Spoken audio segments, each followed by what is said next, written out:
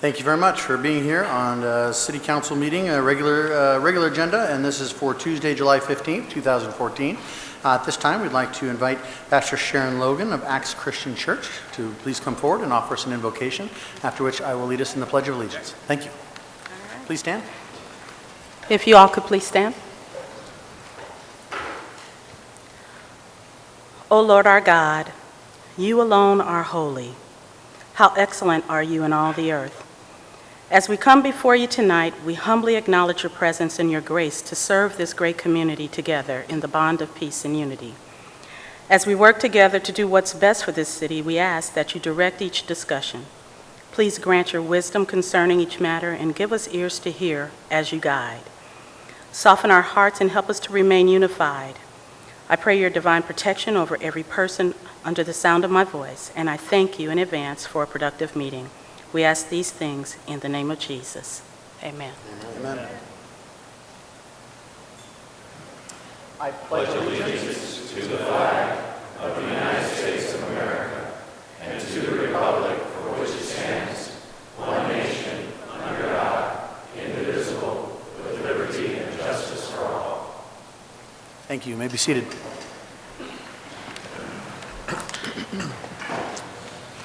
This time, I'd like to move to a roll call, and then we have an agenda item change that we made during the work session. We're going to have a report from the city manager after that. Councilmember Brown? Here. Councilmember Chapados? Here. Councilmember Frank? Here. Councilwoman Gussie? Here. Councilmember Kimball? Here. Vice Mayor Farrell? Mayor Price? Here. Mr. Mayor, we have a quorum. Great. Thank you very much.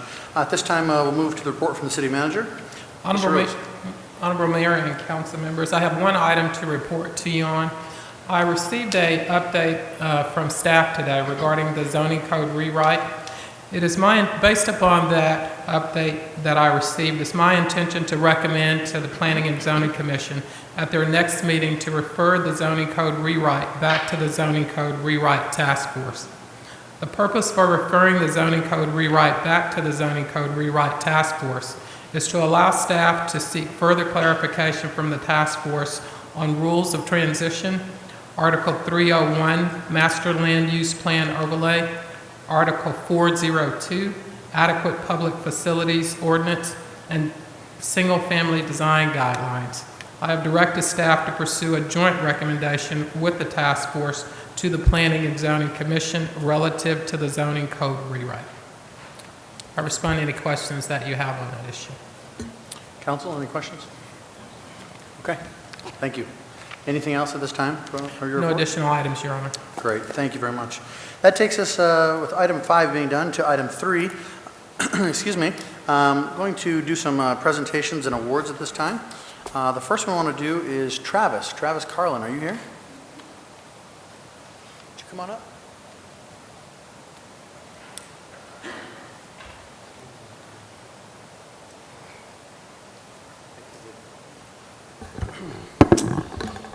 So as some of you know, we mentioned that Travis would be unfortunately leaving us. He has a phenomenal offer that he just couldn't say no to, and we wish him well and the many things that he's going to go on to. He's done a great job with helping us with Copper Sky. And so with that, we wanted to certainly give our certificate of appreciation to Travis for all the work he's done at Copper Sky, and we wish him well in his future endeavors. Please give him a round of applause.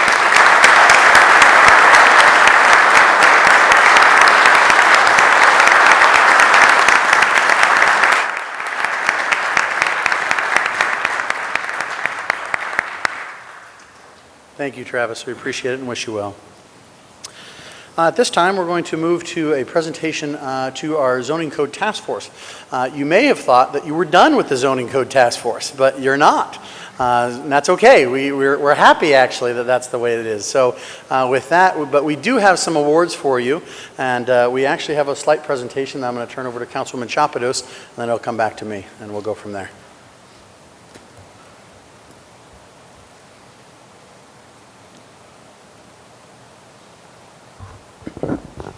Thank you, Mayor. It was my pleasure as a member of City Council to serve on this Zoning Code Task Force rewrite, and I just wanted to share with you some of what has gone into the step that we're about to take tonight, and then, as you just heard, we're not done yet, so we still have some work to do. Okay, Ruben? Okay, where we are tonight is a combination of people, places, and things. With the people, we had an independent consultant, Mr. Michael Diet from Diet and Bhatia Urban Regional Planners. Our own staff liaison, Dana Burkhart. Dana, could you stand up?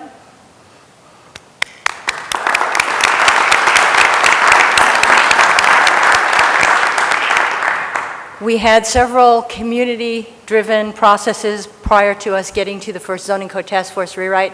That involved input from over 100 citizens and produced 2 documents. We also had originally 12, but went down to 10 citizens who were appointed to the Zoning Code Task Force meetings. We also had input, valuable input from our police department, our economic development department, development services, planning, and a lot of others that work here in City Hall.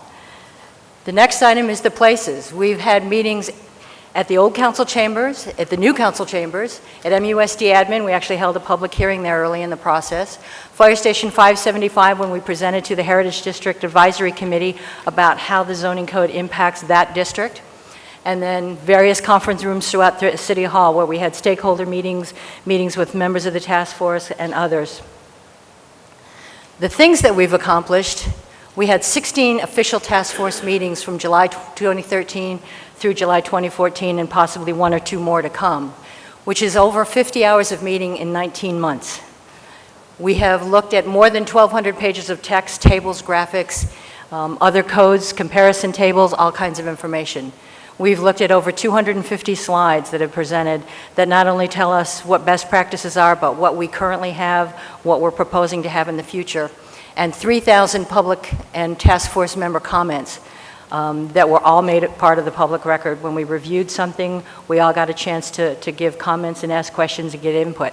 What this doesn't include is all the independent research, reading, talking, and thinking about things that each of the members of the task force did independently, and also all the additional staff time that went into preparing these documents for us, putting things together for our meetings. So as of today, and our job is not done yet, what we have is a new and improved zoning code that we're going to be forwarding with hopefully a number of other recommendations to the Planning and Zoning Commission for further review. We're catching up 40 years of history for the city of Maricopa, and I'm very proud to have been a part of this group. I want to thank all my fellow task force members for all their hard work, thanking staff again for all of their input, and everybody else who had a part in this. So the best is yet to come, but we just wanted to acknowledge the efforts put forth so far. Back to you, Mayor.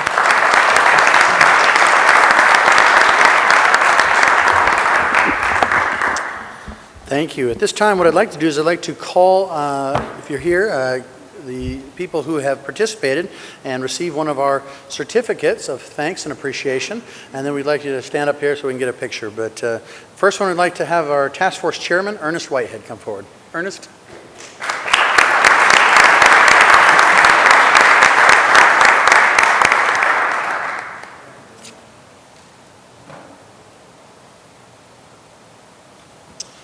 Next one is Ryan Atwood. Is Ryan here? I didn't see him come in. He may have snuck in. If not, that's okay. We'll get it to him here. Next one is Phyllis. I didn't see Phyllis either. Ted Yoakum, please come forward. Ted also sits on our Board of Adjustments.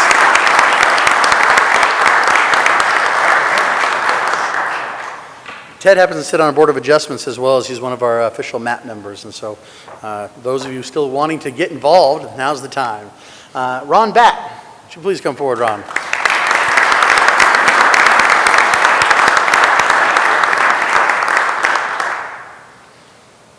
Ron sits on our P&Z. I figured that was very helpful as well. Joanne Miller, please come forward.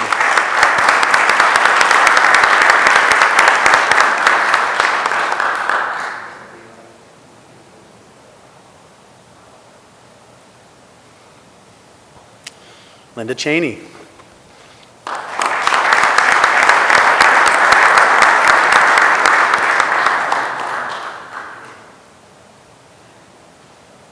Linda's a member of the development community, and so we figured that her input was very important into this as well. Bob Marsh.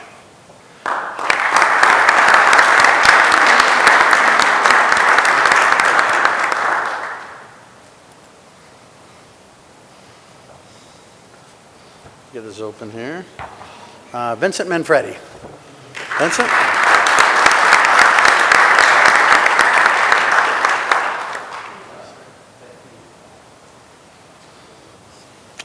Last but not least, I don't have one for you. I'm sorry. We'll have to get one for Peg Chapados. Take one of these. Hold that one up. Improvise, right?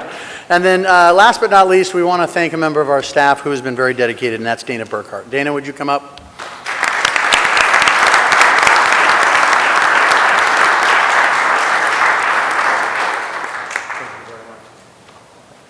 As you saw before, this is a tremendous amount of work.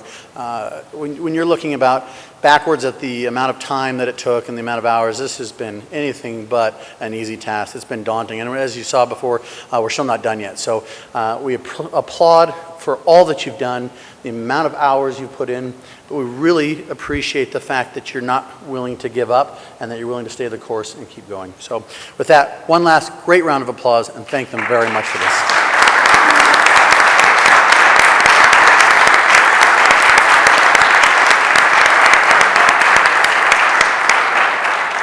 Thank you very much.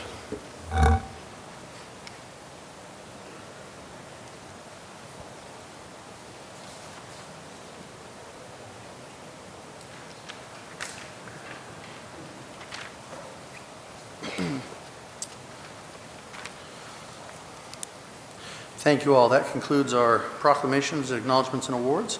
And at this time, we'll move on to the report from the mayor. At this time, just have a quick report. Wanted to let council know and the rest of the city know that I was able to attend the ADOT meeting in Cottonwood here this past week. The people often ask, well, why do you still go? You landed $55 million for the overpass. We're done, right? That's not quite the case. And what you have to realize is that there's a lot more work to be done. In fact, anytime you're dealing with a bureaucracy as large as ADOT, you have to remember that it's very, very easy to derail a project. And not that they, want to throw money at something that they're not going to plan on completing, but the fact of the matter is that we're far from complete with so many aspects of design and right-of-way acquisition as well. And so I just wanted to continue to pledge to the council as well as to each of you that I will continue to go to these meetings so that we can be well represented. I continue to get up and speak at the call to the public as well as network with the board members as they change. So they're consistently aware of the plan. I gave them a heartfelt thanks from us this last time as well as Ak-Chen, and let them know that we were appreciative for them having put us into the 5-year plan. But again, in order to keep the project on time and moving forward, we have to continue to apply the pressure, and so I wanted to let you all know that that's what I plan on doing. At this time, I also wanted to let you know that there is a MPD Shop with a Cop backpack giveaway that is co-sponsored by the 4 Our City program and also Walmart. This will be July 25th from 8 a.m. to 11 a.m. It's at the Copper Sky Multi-Gen Center, and parents and students can come and meet the following people: our MPD school resource officers, as well as crime prevention specialists, MPD public affairs specialists, and a host of other people. So we really do encourage parents and kids to meet and speak with all of our MPD officers. It's a great way and time to get to know people, as well as if you know somebody that's perhaps in need or having a tough time right now as we get ready to go back to school, this would be a great time to send them on over, and this is entirely free, so we encourage people to participate. Again, that's July 25th from 8 a.m. to 11 a.m. Also, just wanted to let everybody be aware, and you've probably heard this before, oftentimes when I speak to people on a regular basis, they always say to me, what can I do to get involved? And we've tried to create a variety of ways to get involved in the city. There's always task forces or volunteer opportunities that constantly come our way, from Salsa Festival to 4th of July, things like that. But one of the other ways that you can serve the city is through a committee. And we have a few of them that I wanted to let you know. If you yourself or someone else you know is interested in serving on one of these committees, we encourage you to please contact our city clerk, Vanessa Borges. She's right over here. And you can find her on the website. And please let her know of this interest, and we'll get you the application that is required. The first is we have a merit board opening. An application is required. Also IDA, which is the Industrial Development Authority. We also have 2 openings on the Parks and Recs and Libraries Board. I know that's been something a lot of people have shown interest in. We also have 2 openings on the Board of Adjustments and 1 on the P&Z, the Planning and Zoning. And you may be asking why suddenly the influx of openings? Well, because we also have a resign to run law. And it says that if you're within this time frame and you wish to run for council, you must resign from your committee to do so. So thus the amount of openings. But it's a great way to serve your community, learn what's going on, and have a first-hand basis as to why the city operates in that fashion. So we encourage you to submit your applications if you're interested. At this time, I'd like to turn the mic over to Julia, or Councilwoman Gussie, to let us know about how the Let's Move program is operating. We are in our last week, the 6th week of the Let's Move program, and this week we'll have our ATA Karate. Mr. Master Felis is there today with the entire week. So we've been having a great results. We've had over 80 kids register now, and they've been participating every day, Monday through Thursday, on a free program from 6 to 7 p.m. We've had great results, and we hope to continue it on. We will have an announcement in a couple of weeks of our end-of-year program, and this program is ran 100% free for all the kids participating, all by our volunteers. And thanks, a lot of the volunteers are here in the audience today. Thanks again for participating. So keep the kids active during the summer. We know that this is a fight that as parents we have every year trying to keep our kids active, and it's a great program because it's free and it allows the kids to showcase that great Copper Sky Park also. Thank you. Thank you very much. That's all I have at this time. So that will take us in then to the call to the public. If you'd like to approach us, approach the podium, you may do so. Please first come, first serve. Keep your comments to under 3 minutes. We have a timer up here. And at this time, please note that the City Council does not typically respond, as this is not an agendized item, but it's something that we're very interested in. We do listen, and if we can get you in the right place with the right information afterwards, we'll do so. Please, and please state your name for the record.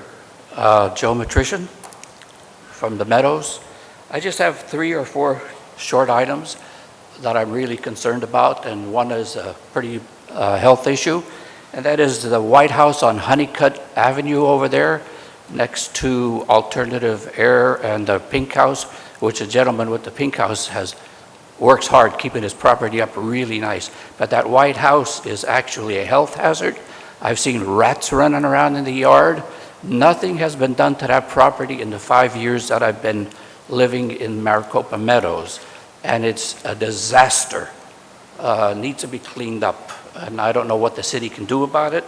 I know that Don Pierce has called the lady and talked to her about it, and she just right away says, I wish people would just leave me alone already because you're going to give me a stroke. So something needs to be done about it because it's a disaster. Secondly is the city's own shelter they're putting up. They're building a beautiful building out there, but in the process, on the sidewalk, it's full of weeds as you drive by, and that ought to be taken care of. Third thing that I have is Shea Way coming out of Walmart over there. That sewer pipe, or whatever that pipe is, that the road has been torn up for almost a year. I don't know why nothing's been done about that, but that's a disaster also waiting to happen. And then another one is the general area of the Heritage District in town. I can appreciate every town having a Heritage District. It's nice for the town, but it also could stand a good cleaning up with the people that live there, cleaning up their own houses and taking a little bit of pride instead of having piles and piles of trash and garbage. Thank you. Thank you very much. Appreciate it.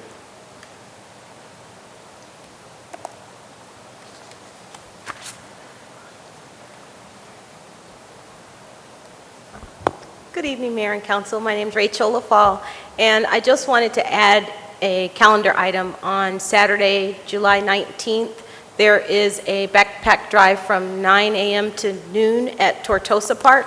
I believe it's being sponsored by World Outreach Center, so I just wanted to make that announcement to let the community know it's a free backpack drive Saturday, July 19th from 9 a.m. to noon at Tortosa Park. Thank you. Thank you very much. Mayor, Council, Peg Chapados. I too have a calendar item for this coming Saturday from 8 to 10 here in City Hall. We're doing the second Maricopa New Resident Reception, which is for new people in Maricopa or people who have been here for a while. And it's just a great way to meet some of your neighbors, find find out about how the city works, and walk away with a lot of great information. So here, Saturday, 8 to 10. Thank you. Thank you.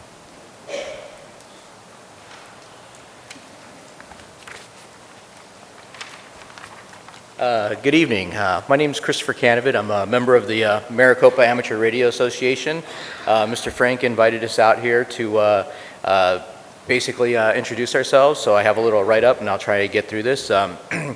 The Maricopa Amateur Radio Association started a few years ago as an informal gathering of a few amateur radio operators here in Maricopa and the surrounding area. Since then, we have grown to over 40 members, incorporated as a nonprofit organization in the state of Arizona, and are in the final stages of receiving our 501c3 approval from the IRS.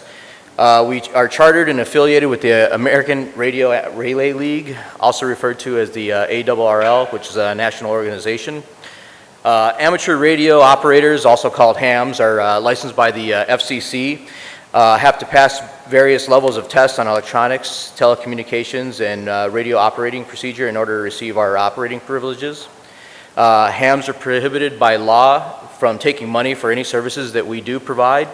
While a good part of our amateur radio hobby involves purely personal pursuits and experimentation, and such as communicating with other operators worldwide, another one is public service. Over the years, ham radio operators have been called upon by authorities to provide communications in times of disaster and emergency.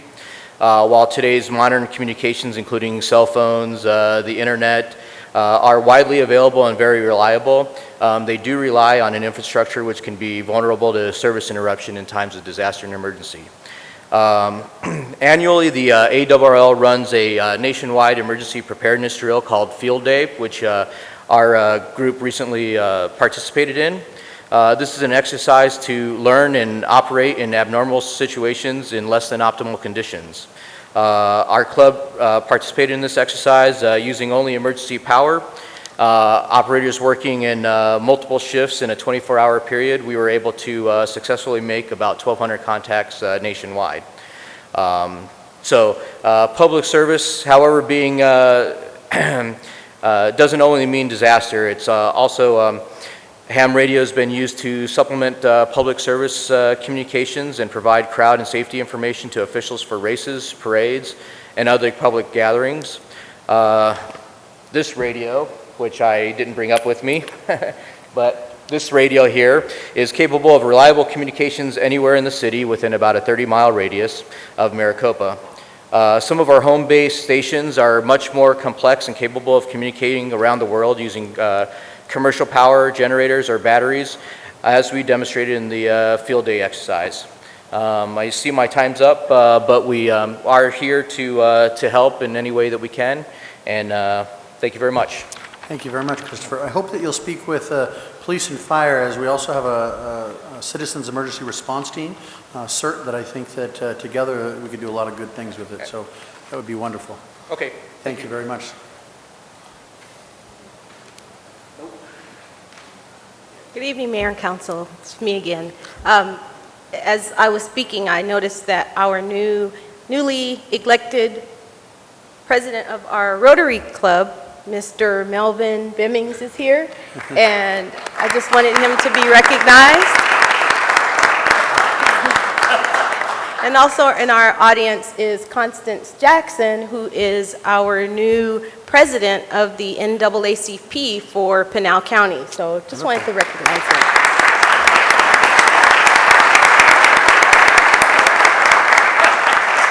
Hello, Mayor and Councilman. My name is Melvin Benny. I would like to invite everybody to come out on the 26th of July to Rotary Park. We're having a meet, eat, and greet, and the public is welcome to come out to that. We got Sweet Release coming out to do the sounds for us, and we got Positive Attitude that'll be there performing that night too. So it's open to the public. Thank you. Thank you, Melvin. Well, what time? From 7 to 10. 7 to 10. In the evening. Thank you, Melvin. Appreciate it. Okay, anyone else at this time? All right, seeing no one, we'll go ahead and close the call to the public and move on to the agenda minutes. Can I accept a motion for 7.1, 7.2, please? So move. Second? I have a motion and a second to approve the minutes. All in favor say aye. Aye. Any opposed? Motion carries. Have no public hearings at this time, but we do have a speaker card, so I will pull 9.3 from that consent agenda, at least up front. Invite Mr. Henry Wade to come forth and ask your question, sir. Thank you, Mr. Mayor, council members. In reference to consent agenda item 9.3, which is the approval for us to continue with the relationship with GPEC, I just had one question in reference to the $26,000 that we are using to stay a part of that organization, and what our task is in relationship to the organization itself. And in reading through the document, it indicates that there are responsibilities of the cities, different cities that are a part of GPEC.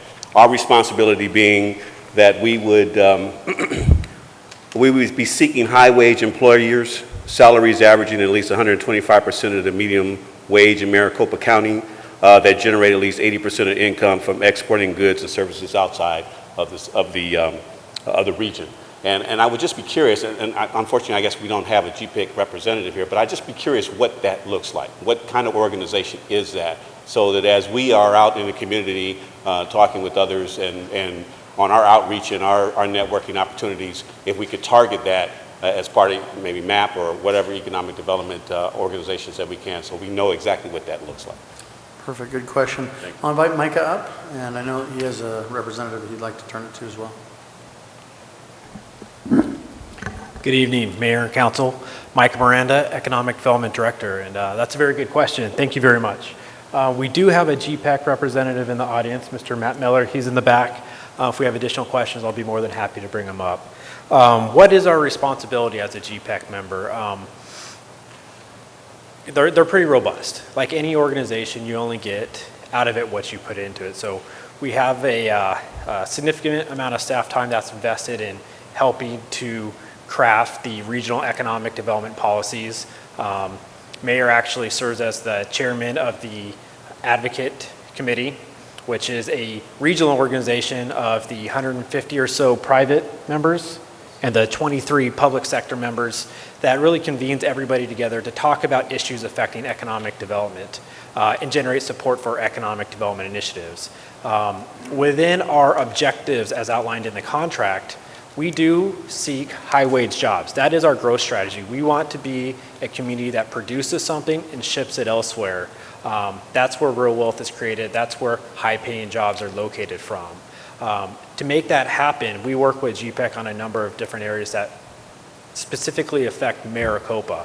Some of those are a newly initiated REIT strategy, and I'll allow Mr. Miller to elaborate if council wishes, but that is to target real estate and investment trusts to market Maricopa as a destination for large industrial development projects. These are entities that have the money and the experience to bring projects out of ground. GPEC has been our partner in identifying those bodies. They also work with us on site selection missions where we travel to markets outside of ours to talk about Maricopa as well as the region and what benefits we provide. So it's not a passive organization by any means. It is quite a bit of staff time that we devote to it because we believe in it. It's a cost-effective means for lead generation.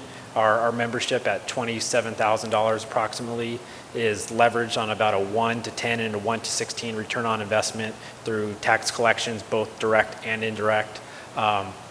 So if there are other specific questions, more than happy to answer. Council questions? No, I don't have. Mr. Wade, did you have a follow-on? And I don't mean to belabor the point or extend that. I'm still not sure what that looks like. I don't have any issues with us having a relationship with GPEC, and I'm very confident in the time and effort that's gone into economic development and what has been our relationship with GPEC over the years. I'm being a little bit more specific, if you would. You know, is that Walmart? Is that someone that we can work with, Phoenix Mart? What is that entity that we can wrap our arms around to say this is the kind of organization that we're looking for to work with? Okay. Micah, go ahead and answer, and then we'll have Mr. Miller come forward as well. Absolutely. I'm sorry if I didn't answer your question succinctly enough. The type of organization, I think from an employment perspective, is really what you're looking at. What are we targeting? So I'll use an example from this week. It was a large, very large, high-tech manufacturer, something we would really do everything in our power to cite in Maricopa. That was a lead that came through GPEC, shared with the region. We're a member of GPEC, so we get those leads, to cite a major manufacturing plant. High wage, export oriented. I wish I could give you the name of the client. I don't even know at this time. But it's really those value added jobs, the high wage jobs that drive a community. A lot of times when we do get the leads, it's under code names. We can't tell you the names of the business. I wish we could. We really don't know until the end. But I think some of the companies that you're thinking of really fall within what our economic development strategy calls for, and that is high wage jobs that can support a family. Mr. Miller?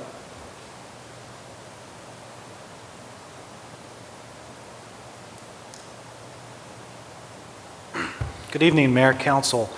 To piggyback on Micah's comments, the Greater Phoenix Economic Council focuses on export-oriented industry.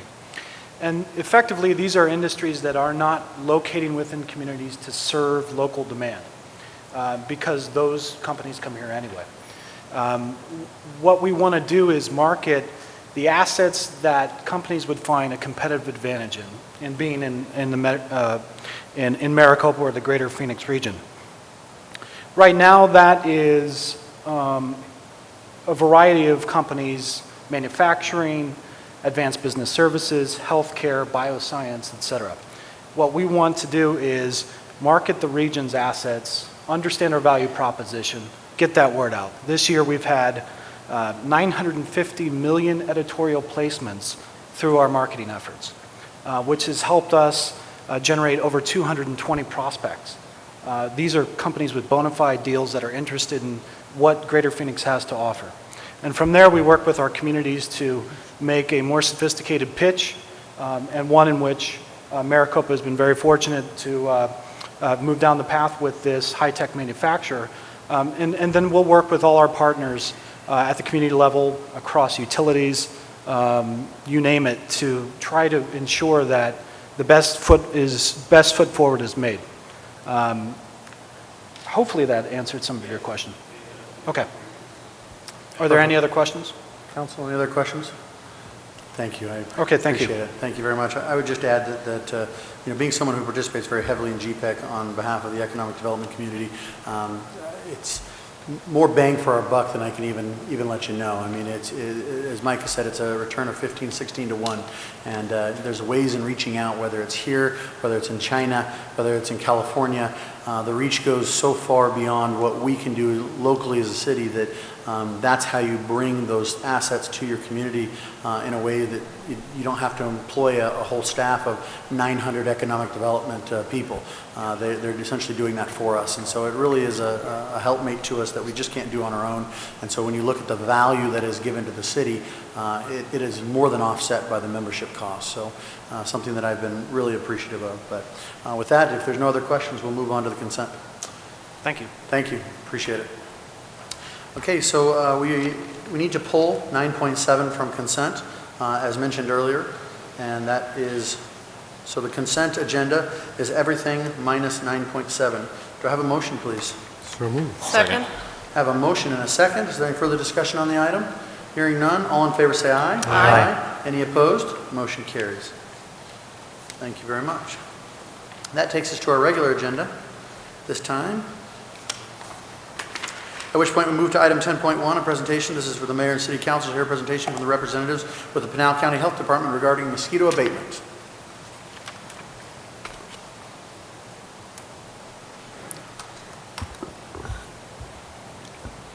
Good evening, Mayor Price and members, council members. I'm used to board of supervisors, so I apologize. Thank you for giving me a few minutes of your time this evening. I've come here to really discuss the health concerns of West Nile virus, which has everything to do with mosquito abatement, and of course has a lot to do with the public understanding their role in protecting themselves and their community.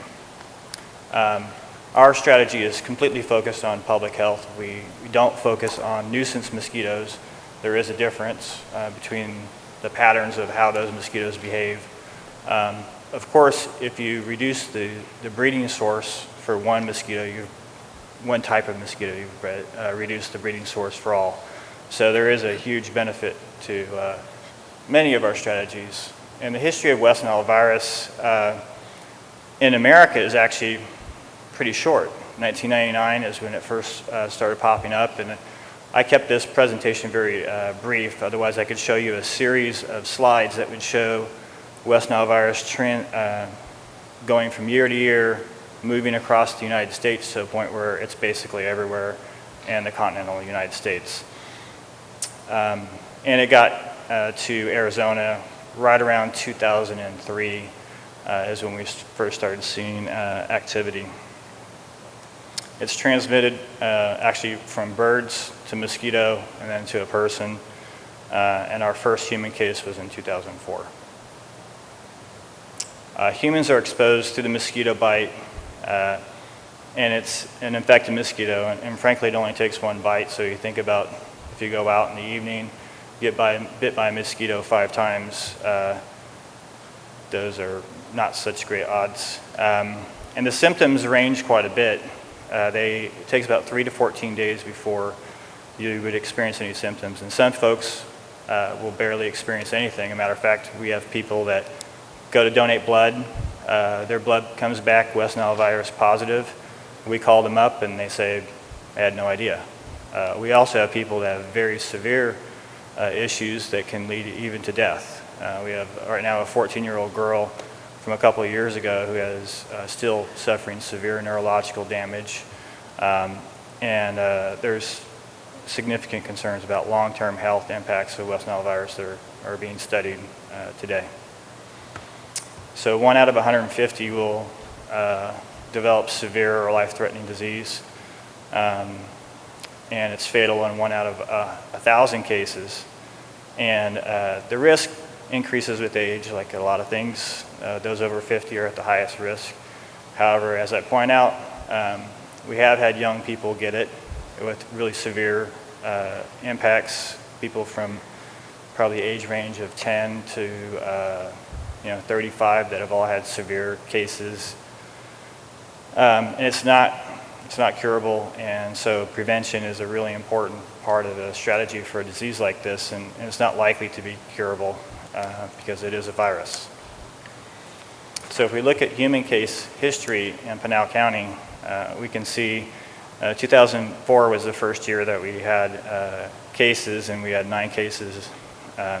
You kind of see this cyclical pattern where you have, it appears you have a couple of moderate years, then you have a big year, then you kind of have that same thing repeat. We actually had no human cases in 2009, but you can see this big pop in 2010, a little bit in 12, and we think because of the early onset of our West Nile virus cases this year, there is a potential for a high number of human cases this year. The reason I'm in Maricopa is frankly because Maricopa has, when we do our mosquito surveillance, more West Nile virus mosquitoes than probably any other populated area in our county.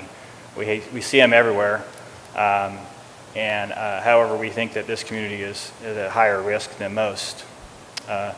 Brian Wright from Maricopa Monitor was kind enough to do an article a couple of weeks ago on this topic, and we do believe that that article has made some progress in folks having an awareness of this disease. We do quite a bit of media every year, or press releases, and kind of depending on the publisher, they may or may not give it a lot of attention. And when we have years where we don't have a death, then people don't pay as much attention because they think it's something that's not a severe problem. This is a busy graph, and the only reason I put it here is to really point out that if you look at the previous years, if you look at the 5 here and this green line, you can see that our human cases this year are earlier than any time that we've had in the history of our county that we've recorded these. And that is a particular concern because normally we would not see any real West Nile virus activity until it got really wet, and we really weren't getting a lot of rain in May. So that is a concern.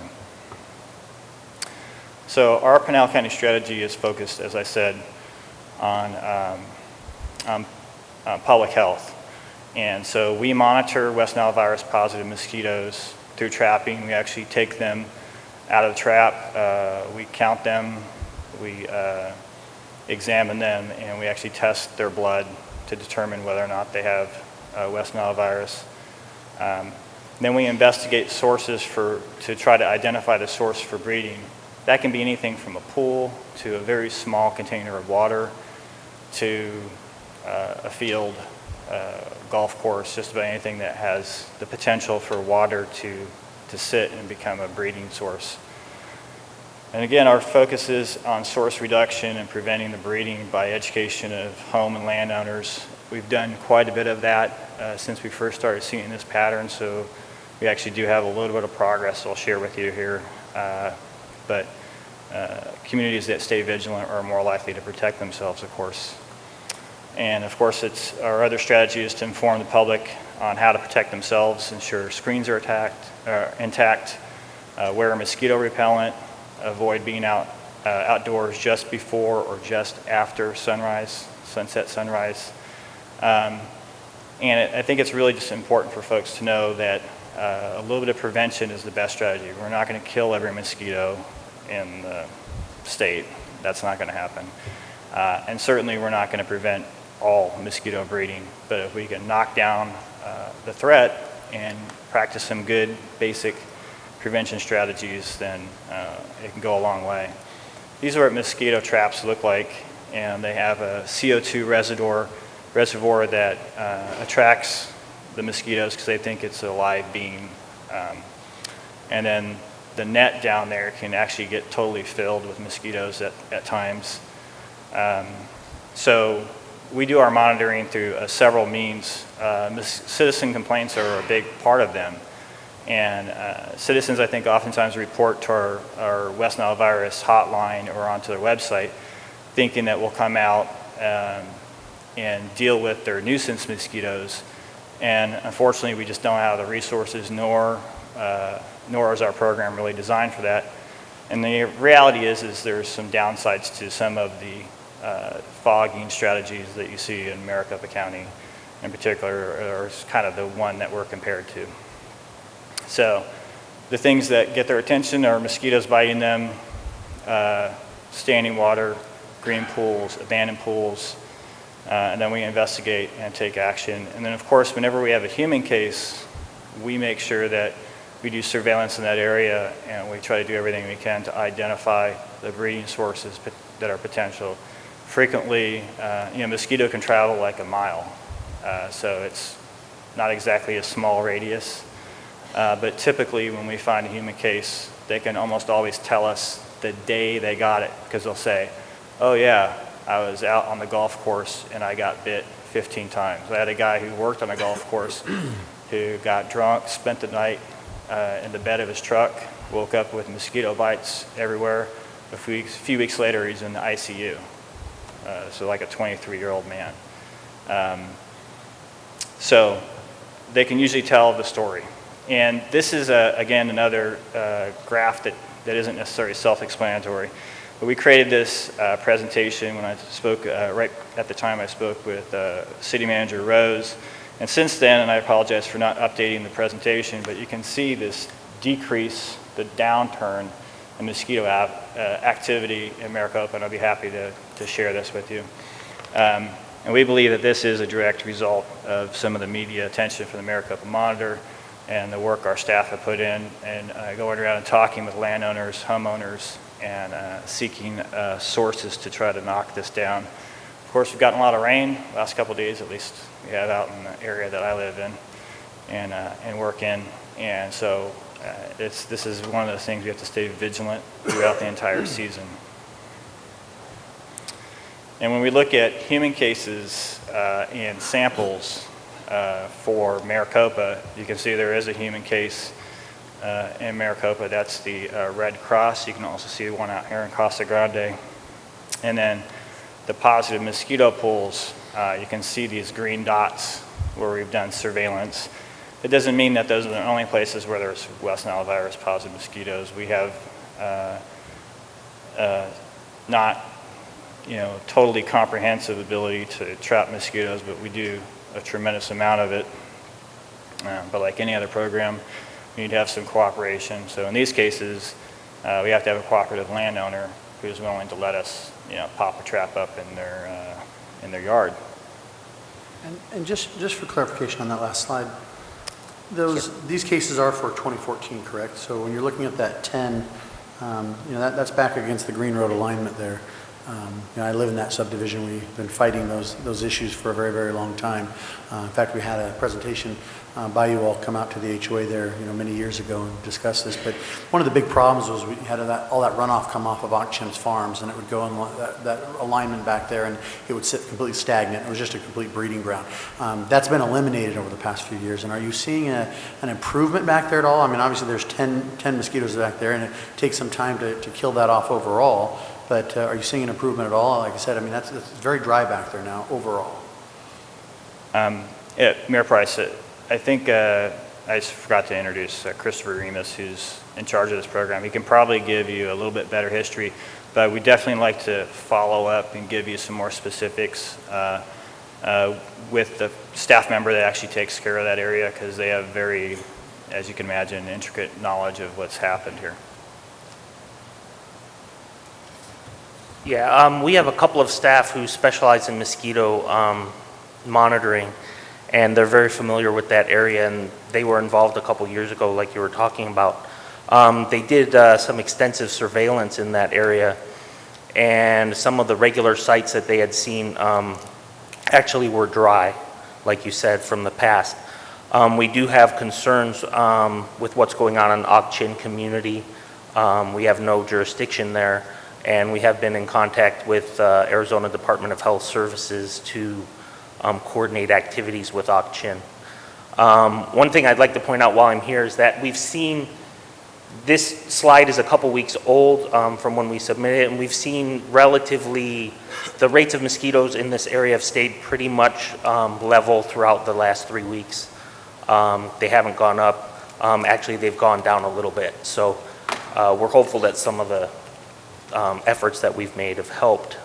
But we do rely on the public to report to us if they notice something like a stagnant pool of water that's not draining or something, so that's very helpful. Thank you. Councilman Chapas, you have a question?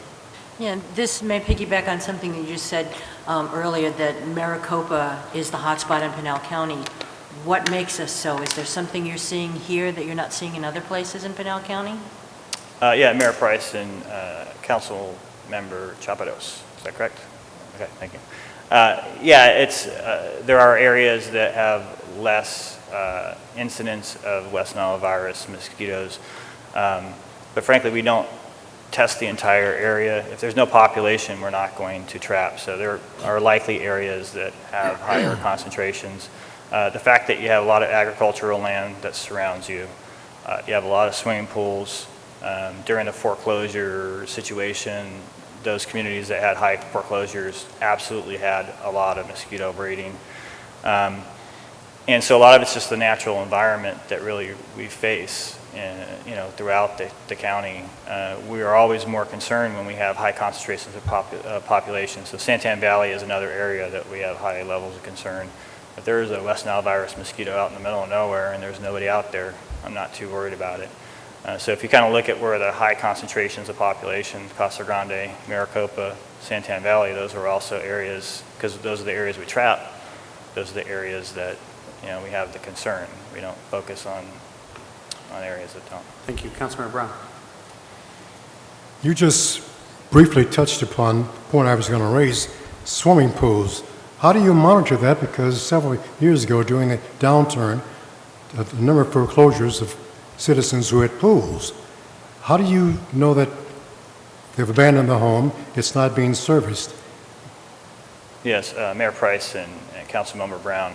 The way we know that actually is really through public reporting is the best way for us to know that. It's impossible for us to look in people's, everybody's backyard.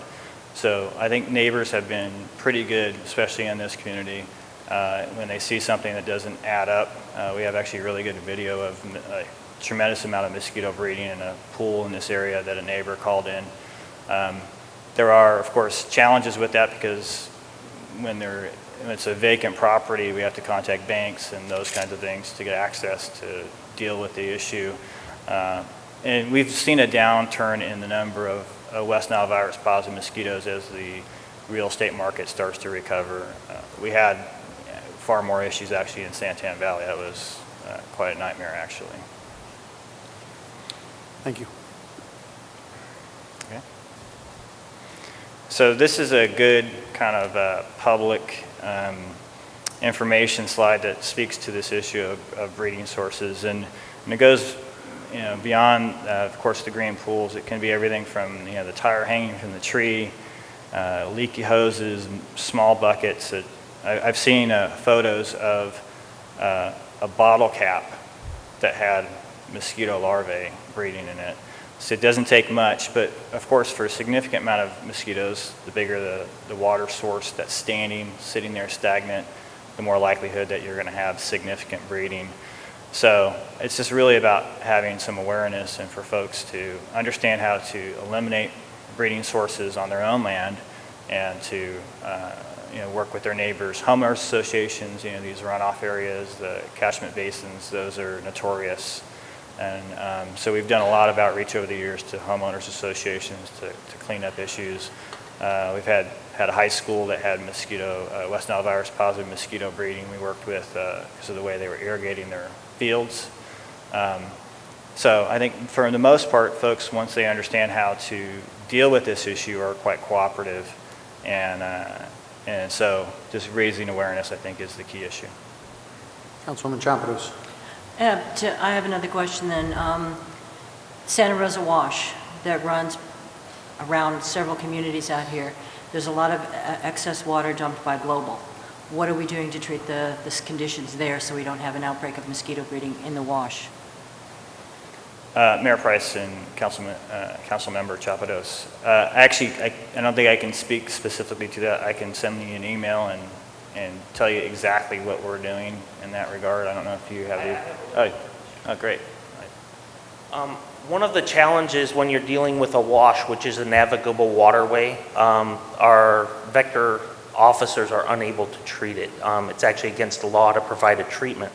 So when we see those issues, it's just like a green pool in that we rely on the public to let us know what's going on, and we also do surveillance ourselves. And where we have the most success with that is to work with citizens to find out where the water's coming from. Of course, at this time of the year with the monsoons, it's going to run naturally. The good news is that when it's running, it will not breed mosquitoes. Running water, they will not breed in. It really needs stagnant water or little microhabitats where the water's not moving. So when we see washes moving at this time of year, it's not a huge concern until later as they start to dry up and the water doesn't move anymore. Thank you. So one of the questions that we always get asked when we talk about this issue is about fogging. Maricopa County has a very aggressive fogging program, and they've chosen to use fogging as a really primary strategy. And we've done that in the past, and we frankly have had no real results. So a couple of years ago, told my staff that I wanted them instead of to focus on fogging, which has no data proven to make it effective at all. We would work on source reduction as our primary method, and then we would work secondarily as fogging. And we have established a threshold using some scientific data and kind of a best guess in terms of risk, kind of that risk reward, to determine when it is best to fog as a tool in the tool chest, so to speak, instead of using it as the only tool. And the reason we've chosen to do this is for severalfold. One is that for fogging to be effective, it has to be very consistent, and it has to be in concert with source reduction. If you look at the cities of Chandler and Gilbert, They fog, during this time of year, they fog their parks twice a week, all throughout the entire season. And if you go to any of their parks, you'll find mosquitoes everywhere because they're breeding the mosquitoes in their ponds. So at the end of the day, you're just not going to get there from here. And the other thing is, for every citizen that wants fogging, there's another one that would prefer their neighborhood not be fogged. And as I said, there really isn't any data that we can find that demonstrates that it is particularly effective or cost-effective as a solution to mosquito breeding. So we have chosen source reduction as our primary strategy. We believe it is cost-effective and it has a measurable impact. We had some data that was presented at a conference several months ago that demonstrated a 75% reduction in mosquito breeding activity last year in those areas that we had source reduction strategies. We think that will probably be published at some point. So we believe it is an effective way to deal with this. I'm happy to answer any questions, and certainly feel free to contact us if you have any issues. I can provide my contact information to the city manager. Any questions, council? Yes, Mr. Franks. I know in Maricopa County, they use mosquito fish and those kind of things in ponds, other bodies of water like that. Do you guys have any plans to do that or do that? Mayor Price and Councilmember Frank, we have in the past had several folks that basically bred those fish or grew those fish and made them available. It's my understanding that there are still some folks out there that do that. It's not really a primary strategy. It can be effective in especially small pools of water. But ultimately, most of our issues are really the swimming pools and the areas that aren't really indicated for the fish. Okay. Thank you. Thank you very much. I appreciate it. Appreciate the presentation. That takes us to item 10.2. Mayor, City Council shall discuss possibly take action to approve entering into agreement with new company to provide Visioning 2040 strategic plan in an amount not to exceed $46,000 and the approval of budgetary transfer in an amount not to exceed $46,000 from the general fund. Mr. Rose, is this yours? Yes, Mayor. Honorable Mayor and council members, approval of this item will result in contracting with new and company to provide consulting services on a citizen-driven visioning process. Would also result in the transfer of $46,000 to cover the maximum cost of this contract. This item was first presented to you on May 20th of this year in a work session, and direction was given to bring this item back for your consideration. Questions, council, on this item? Yes, Councilman Chapkus. Mr. Rose, again, I totally support this concept. I guess one of my questions right now is, given your previous presentation, this was going to be something that was going to be kind of overseen by the assistant to the city manager position, which we still have vacant. I guess my question right now is there a compelling reason why we're being asked to approve a contract tonight that may not be executed for months? Do we need to get on this gentleman's schedule? Is it a cost-saving measure? Just curious. There are two issues with that. One is I've had success in contracting with Ainsley Legner, who was the previous interim director for Parks and Recreation that would oversee this project. So that contract is contingent upon the action that is taken by the City Council tonight. So there is a staff individual that would oversee, would be the project manager for all practical purposes from start to finish. That's one issue. The other issue is trying to work with the consultant's schedule, trying to make sure that, because he is semi-retired, and so he is only accepting a limited number of cities to conduct these services in. So that was the reason for moving it forward at this time. That's not to say that we wouldn't be able to work with him in adjusting his schedule if that's the desire of the City Council. So at this point, do we have a projected time frame as to when we might initiate this process? There's some background work that needs to occur, that being to work with the staff and various identifying the interest groups, as well as working with the mayor and council to get a sense of what they believe that from all of those groups the issues are, and to provide some training to the steering committee. The intention would be to initiate the project roughly 21 days, but there would be latitude given based upon what Mr. New's schedule is. And does Ms. Legner's schedule have anything to do with a specific time frame or window of opportunity that we have access to her for? I have a calendar for Ms. Legner for the next 5 months that was provided to me. So I believe the contract is scheduled to expire roughly March timeframe of next year. So I'm aware of what her schedule is over the roughly next 5 months, and that it could accommodate being the project manager. Thank you. Council, any other questions on this? Comments? You know, I'll be the first to tell you that, you know, Gregory and I have talked about this, you know, extensively, and it's something I've gone back and forth on, whether we've talked about timing and issues of when to do it or do it now, do it later. I received an email from a constituent today where we're talking about, you know, now or later. I think some really good points were raised in that email. But as I've looked at this, I've tried to go back and forth and say, you know, this is an investment in ourselves. And, you know, in the state of the city that I gave here, you know, in last October, one of the things we talked about is we talked about the future of the city. We talked about, you know, the up and coming of what we're trying to do. We're trying to have shovel-ready lands for these, you know, these leads that come in from GPEC and all these other places that we're giving all this information to, and putting all this time and effort into. And, you know, just to give you kind of a time frame, I was speaking with a constituent recently who has a trucking company, and in speaking with him, he was asking me, what can you do for me now? I understand that you have, you know, this business park coming online, but even that is still 18 to 24 months away when you talk about building times and getting through and building roads and everything else. And you're talking about a long period of time to get things done.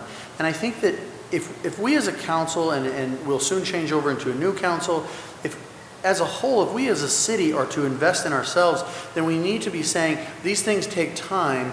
We better not put them off until a later date. Otherwise, that just pushes that whole timetable backwards. And so, although I've kind of gone back and forth on whether this is the right time now to do this, I think I've come to the conclusion that the reality is it takes so much time to build what we want here, then we've got to focus on the decade as a whole. And, you know, policymakers don't often do that. They don't often think in long term. They think short term. What am I doing now? What am I going to do for my constituents now? And that's great, but I think that we have to think as a city, if we're going to envision what we want to become, then we have to start acting like it. And we can't say that we have shovel-ready sites if we haven't actually sat down and brought together, what are those shovel-ready sites? How are we going to make them happen? What are the details we're going to go through? What are the resources we're going to allocate as a city to make this happen? And although we've done this on a small level through the strategic plan, the visiting session is much more in-depth and much more adept at saying, this is what we really want to see happen over the 2-year, 5-year, 10-year window.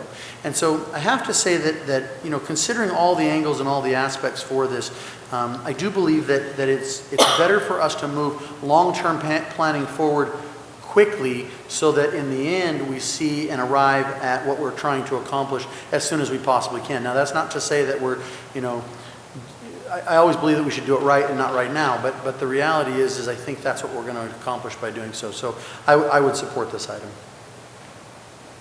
Any other comments or concerns?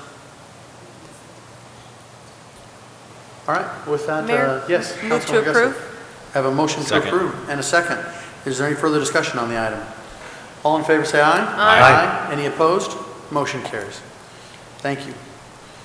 This time takes us to item 10.3. The Maricopa City Council discuss and possibly approve the adoption of a City of Maricopa Council Chamber and foyer use policy and associated fees. This is for discussion and action, and we did have a work session on this recently. Mr. Mayor, members of the council, as you recall, we did have a work session March 4th, 2014 on a policy on how to utilize this wonderful space that we're meeting in here today. We had put together and presented a draft council chamber and foyer use policy. We got feedback on a couple of changes to the language, very slight changes. We have implemented those. Because there are fees involved, we need to post that on the website. We did post that for the required 60 days, and that period ended, I think, July 2nd. And so come before you today with agendized for action, for actual adoption of this council chamber and foyer use policy. So questions? Questions, council? No, I believe the policy is everything that we asked it to be, so I don't have a problem with it. Anyone else? Can I have a motion to approve then? So moved. I have a motion and a second. Is there any further discussion on the item? All in favor say aye. Aye. Motion carries. Thank you. Thank you very much. It takes us to item 10.4. The Mayor and City Council should discuss and possibly take action to cancel or reschedule the August 19th meeting, the City Council regular and work session meetings.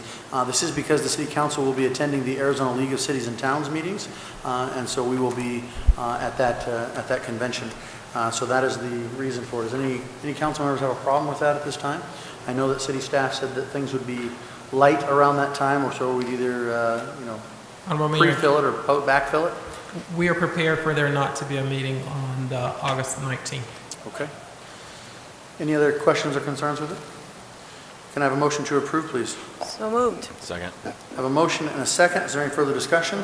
All in favor say aye. Aye. Motion carries. And before you close up, we need to go back to 9.7. We did pull it, but we actually have to officially table it as per legal, so I wanted to make sure that we had a motion to table. We have a motion? Is there a Second. Second? And seconded. All in favor say aye. Aye. Motion carries. That completes our agenda for this evening. Thank you very much for attending. Can I have a motion to adjourn, please? So moved. Second. Motion and a second. All in favor say aye. Aye. Motion carries. We're adjourned. See you in a few weeks.